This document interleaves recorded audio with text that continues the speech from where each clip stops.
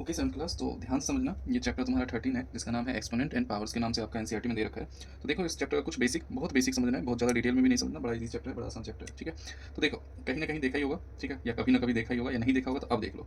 क्या कर रखे हैं यहाँ पे, 5 × 5 × 5, ठीक है। तो इसको मैं क्या बोल सकता हूँ कि 5 की पावर कितनी है, 3, ठीक है। 5 जो है 3 टाइम्स लिखा गया है, तो मैं 5 की पावर 3 बोल सकता हूँ, ठीक है। तो यहाँ पे ध्यान से देखना, जिस पे पावर लगाया गया है, यानी कि किस पे पावर लगाया गया है, जो 5 है, ठीक है, इसके ऊपर पावर लगाया गया है, तो जो पावर है उसको आप एक्सपोनेंट भी बोल सकते हो, ठीक है। और इसको मैं क्या बोल दूंगा, इसको मैं क्या बोल दूंगा, बेस बोल दूंगा, ठीक है। और इस पूरे रिप्रेजेंटेशन को मैं क्या बोल दूंगा, एक्सपोनेंशियल फॉर्म बोल दूंगा, ठीक है। एक्सपोनेंशियल फॉर्म बोल दूंगा, या इसको पावर नोटेशन के भी नाम से जाना जाता है, ठीक है। तो इतना ही समझना है, बहुत ज़्यादा नहीं समझना। आप इसको इस प्रकार भी लिख सकते हो, मान लो इस तरीके से कहीं पे लिखा हो, -2 इंटू में -2 इंटू में -2 एंड इंटू में -2, ठीक है। अगर इस तरीके से लिखा है तो आपको किस तरीके से लिखना है, एक्सपोनेंशियल फॉर्म आपको अगर आपको इसका बनाना है तो कैसे लिखोगे, -2 -2 -2 -2, ठीक है। तो -2 जो है कितने टाइम्स है, 4 टाइम्स है, तो मैं क्या लिख दूंगा इसको, -2 is raise to the power 4, ठीक है। अगर वर्ड्स में लिखना है तो इस तरीके से लिखा जाता है, वरना आपको सिंपल हिंदी इस्तेमाल करना है, क्योंकि ये इतना इस तरीके से नहीं पूछा जाएगा कि हाँ भाई इसको वर्ड्स में क्या बोलना है या वर्ड्स में लिख के दिखाओ। बाकी मैंने बता दिया, वर्ड्स में इसको पढ़ा जाता है -2 is raise to the power 4, ठीक है। और वैसे सिंपली आपको जो बातचीत की भाषा है वो आपको पता ही है कि -2 की पावर कितनी है, 4 है, ठीक है। हाँ, ये तुम्हारा हो जाता है बेस, ये हो जाता है एक्सपोनेंट,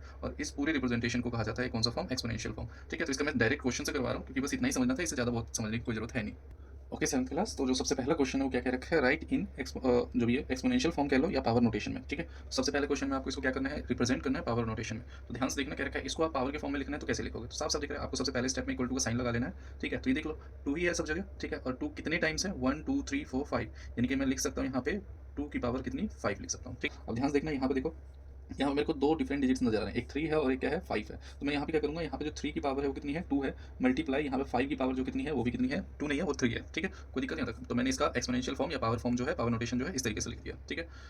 ओके, अगला देख लो यहाँ पे, ठीक है। यहाँ पे क्या कह रखा है, यहाँ पे भी दो अलग अलग वेरिएबल्स हैं, वेरिएबल्स का मतलब है अल्फाबेट्स हैं, ठीक है। ए और बी है, फिर दो नहीं है, 3 है, ठीक है। ए बी एंड सी है, ठीक है। तो इसको किस तरीके से लिखोगे, इतना करके शायद समझ में आ जाना चाहिए। ये ए की पावर कितनी हो जाएगी, 2 हो जाएगी, इनटू में बी की पावर भी 2 हो जाएगी, और यहाँ पे क्या लिखना है, बस सी लिखना है, ठीक है। ध्यान से देखना, इसको आप इस तरीके से भी लिख सकते हो, ठीक है, कि ए की पावर 2, बी की पावर 2 एंड सी की पावर 1 है, तो सिंपली ऐसे लिख दो, जरूरी नहीं आप मल्टीप्लाई का साइन लगाओ, ठीक है। कई जगह आंसर इस तरीके से होता है, कई जगह इस तरीके से होता है, तो दोनों का मतलब इसी में। ध्यान से देखो यहाँ पे, ठीक है। यहाँ पे देखोगे तो 5 जो है कितने टाइम्स है, ठीक है, 4 टाइम्स है। अच्छा, यहाँ पे ध्यान से देखना, ये मल्टीप्लाई है, लेकिन ये जो बीच में ये क्या है, एक्स मैंने डाल रखा है, ठीक है। क्या डाल रखा है, एक्स डाल रखा है। तो यहाँ पे लिख लेता हूँ मैं, 5 की पावर जो है कितने हो जाएगा, 4 हो जाएगा, और फिर उसके बाद एक्स की पावर 2 हो जाएगा, और वाई की भी पावर कितनी हो जाएगी भाई, 2 हो जाएगी। या आप इसको लिखना चाहो तो कैसे लिख सकते हो, 5 की पावर 4, एक्स की पावर 2 और वाई की पावर 2, ठीक है, विदाउट मल्टीप्लाई के साइन के, ठीक है।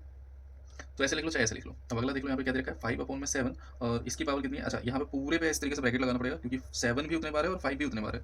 तो 5 की पावर भी 4 है और 7 की पावर भी 4 है, तो मैं क्या करूँगा, ब्रैकेट लगा करके फिर लगा दूंगा कितना, 4। इसका मतलब क्या होता है, ये इसके ऊपर भी पावर है और ये इसके ऊपर भी पावर है, इतना सिंपल है, ठीक है। यहाँ पे देख लो, यहाँ पे माइनस का साइन का कुछ नहीं करना ज़्यादा, आपको पता है ये क्या होता है, बेस होता है, और बेस माइनस का ही है, तो यानी कि -4/3 का ये नंबर, ठीक है। अब देख लो उसके बाद कितने बार है ये, 1 2 3 बार है। तो आपको क्या करना है, ये पूरा ब्रैकेट लगा करके 3 लगना है, क्यों, क्योंकि अभी बताया 3 भी 3 बार है और 4 भी 3 बार है, ठीक है। तो उस तरीके से, ठीक है, -4 कह सकते हो बेसिकली, ठीक है। यहाँ पे देख लो ये वाला क्वेश्चन, ये वाला भी क्वेश्चन आसान है। तो -8 में क्या हो जाएगा, 7, और उसकी पावर कितनी हो जाएगी, 1 2 3 4, ठीक है, 4 टाइम्स, ठीक है। तो ये पहला क्वेश्चन था, इतना ईजी था, इतना सिंपल था।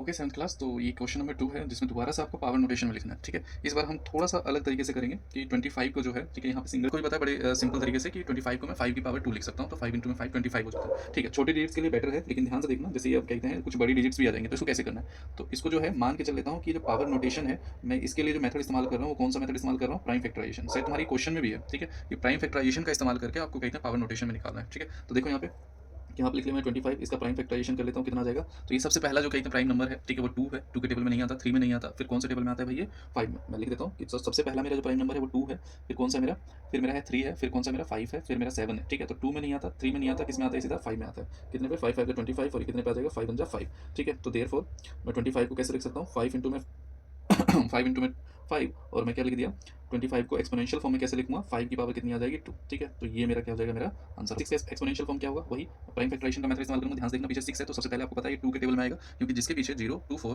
ध्यान देखना, 0 2 4 6 8 होता है, वो 2 के टेबल में आता है, ठीक है। तो 2 के टेबल में कितने पाएगा वो तो आप डिवाइड करके देख सकते हो, 36 को डिवाइड करके देख लिया कितने से, 2 से। तो 2 1 2, कितना बच जाएगा यहाँ पे 6, तो 16 हो गया, 2 8 16, कितने पे आ रहा है, 18 पे आ रहा है, कितने पे आ गया, 2 9 जा, अभी 2 से नहीं जाएगा, किससे जाएगा, 3 3 से, ठीक है, और 3 1 जा 3 हो जाएगा। तो 36 को देखो मैं किस तरीके से लिख सकता हूँ, 2 इंटू 2 इंटू 3 इंटू में 3 लिख सकता हूँ। तो यहाँ पे क्या हो गया, 2 की पावर 2 हो गई, इंटू में 3 की पावर कितनी हो गई, 2, ये भी 2, ठीक है। इतना सिंपल है, ठीक है। देखो अगला देखो, 64 है, तो 2 3 जा 2 2 जा। अब क्या करूँगा आगे मैं, ये दोबारा से मैं 2 से कर लूँगा, क्योंकि आपको पता है पीछे 2 है तो ये 2 से जाएगा, ठीक है। यहाँ पे 2 1 2 2 6 12, 2 18 जा, 2 4 जा, 2 2 जा, और ये कितना जाएगा, 2 1 जा। ये ध्यान से देखना, मेरे पास स्पेस नहीं था, तो ये लास्ट में 2 जरूर लिखना है, ठीक है। देखो देयरफॉर 64 जो है किस-किस के टेबल मतलब 64 का जो प्राइम फैक्टराइज़ेशन है वो कितना है, 2 जो है कितने बार है, 1, 2, 3, 4, 5, 6, ठीक है। 2 जो है 6 टाइम्स है, तो 2 इंटू 2 1, 2, 3, 4, 5 और 6, तो इसको मैं क्या लिख सकता हूँ पावर की फॉर्म में, 2 की पावर कितना 6 लिख सकता हूँ, ठीक। तो ये था सिंपल, ये जो फर्स्ट 3 पार्ट थे काफ़ी ज़्यादा सिंपल थे। अगला देख लो 3, 4, 3 है, इसको किस तरीके से करना है ध्यान से देखना। इसमें जो है चेक कर लेते हैं कि 3 के 2 के टेबल में आएगा, क्योंकि सबसे पहला जो प्राइम नंबर है वो 2 है, ठीक है। नहीं आता है 2 के टेबल में, क्योंकि मैंने बताया था 2 का रूल है 0, 2, 4, 6, 8, ठीक है। 3 में आएगा, 3 का रूल क्या कहता है कि भाई सबको प्लस करके देख लो, आप सबको प्लस कर लो, ठीक है। और वो 3 के टेबल से डिवाइड होना चाहिए, तो 3 और 4 7, 7 और 3 10, 10 जो है 3 में नहीं आता। फिर अगला जो प्राइम नंबर है वो 4 होगा, मारो कान के नीचे, 4 जो है प्राइम नंबर नहीं है, वो कंपोजिट नंबर है, तो हमें प्राइम फैक्टराइजेशन से करना है। तो 4 नहीं है तो कौन सा होगा, 5 होगा। 5 के टेबल में आएगा नहीं, 5 का रूल कहता है कि 0 या 5 होना चाहिए लास्ट के लिए। 6 तो प्राइम नंबर है ही नहीं, ठीक है। तो 7 करके देख लेते हैं, ये जो है मैं बता दूं ये 7 के टेबल में चला जाएगा, क्योंकि ये 7 का क्यूब है। 7 के टेबल में कितने बच जाएगा, 7 4 28 बच जाएगा, यहाँ बचेगा कितना आपका 6, तो 7 9 कितना हो गया 63, और ये कितना हो जाएगा 7 7 49, और ये कितना हो जाएगा 7 1 7 हो जाएगा, ठीक है। तो यहाँ पे 3 4 3 जो है इसका जो मैंने प्राइम फैक्टराइजेशन किया तो इसके क्या टुकड़े निकले 7 इंटू में 7 इंटू में 7, मैं क्या लिख सकता हूँ 7 की पावर कितनी लिख सकता हूँ 3, ये हो गया पावर फॉर्म, ठीक। ये देख लो यहाँ पे 125 इसका भी प्राइम फैक्टराइजेशन कर दूंगा, ठीक है। तो यहाँ पे 2 में नहीं जाएगा, 3 में नहीं जाएगा, सीधा किस में जाएगा 5 में जाएगा, 5 टू 10 5 5 ठीक है। तो 5 5 25 और 5 होता है 5 हो जाएगा। तो 125 को मैं कैसे लिख सकता हूँ 5 इंटू 5 इंटू में 5, यानी कि जो आंसर होगा 5 की पावर कितनी हो जाएगी मेरी 3 हो जाएगी, ठीक। ये वाला भी हो गया। अगला क्वेश्चन देख लो 512 है, ध्यान से समझना, यहाँ पे बच्चे बहुत गलती करते हैं, ठीक है। यहाँ पे नहीं, शायद अगले स्टेप में करेंगे, ध्यान से। ये 2 के टेबल में जाएगा, जाहिर सी बात पता है पीछे 2 है तो 2 के टेबल में आएगा, ठीक है। तो 2 2 कितना हो गया 4 हो गया, यहाँ पे 5 में से 4 गया 1 बच गया, यहाँ पे 11 बन गया, 2 5 10 और ये 2 6 कितना हो गया 12 हो गया। ध्यान देखना अगला स्टेप दोबारा 2 से जाएगा, 2 1 जा 2 हो जाएगा, 2 2 जा 4, 2 8 जा 16, ठीक है। आगे देखो 2 6 जा 12, 2 4 जा 8, 2 3 जा 6, 2 2 जा 4, 2 1 जा 2, 2 6 जा 12, 2 8 जा 16, 2 4 जा 8, 2 2 जा 4 और ये 2 1 जा 2 हो जाएगा, ठीक है। तो ध्यान देख लेना भाई, ये इतना लंबा खिंच चुका है।